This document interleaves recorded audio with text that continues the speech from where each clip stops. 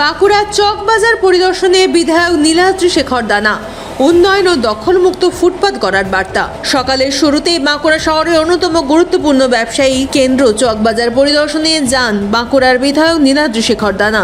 দীর্ঘদিন ধরে জীর্ণ অপরিকল্পিত অবস্থায় পড়ে থাকা চকবাজারের বর্তমান পরিস্থিতি সরেজমিনে খতিয়ে দেখতেন। বাজারের বিভিন্ন অংশ ঘুরে ব্যবসায়ী ও স্থানীয়দের সঙ্গে কথা বলে তাদের সমস্যার কথা শোনেন।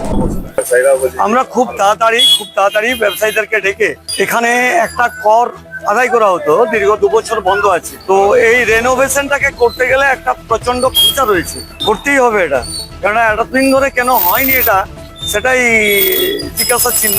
যাই হোক, আমি এক্সিকিউটিভ অফিসারকে নিয়ে এলাম মিউনিসিপ্যালিটি, নিয়ে এসে আমরা সেগুলোকে পরিদর্শন করলাম এবং আমাদের বিশিষ্ট সমাজসেবীরাও আমাদের সাথে আছে, পৌরসভার কর্মী বন্ধুরাও আমাদের সাথে আছে। এটাকে রেনোভেশন করতে হবে, আর্লিয়েস্ট পসিবল আমরা এটাকে স্টার্ট করব এবং নতুন করে একটা শুল্ক এই রেনোভেশন করার জন্য বা এটাকে পরিচালনা করার জন্য আগামী দিন ভবিষ্যতে যাতে এগুলোকে রিপেয়ারিং করা যায়, পরিষ্কার থাকে, প্লাস কিছু কিছু এনক্লোজমেন্ট হয়ে আছে প্রচণ্ডভাবে, সেটাকে মিউনিসিপ্যালিটির পক্ষ থেকে যে ভবনটি নির্মাণ করা হয়েছে সেখানে তাদেরকে তুলে দিয়ে অন্তত রাস্তাগুলোকে পরিষ্কার রাখতে হবে, সেটা আমরা চিন্তা ভাবনা করলাম।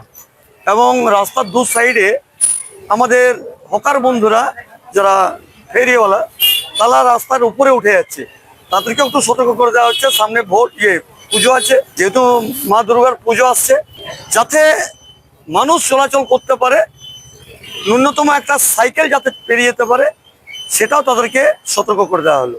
সেটা নিয়ে আমরা এখন থেকেই বেরিয়েছি।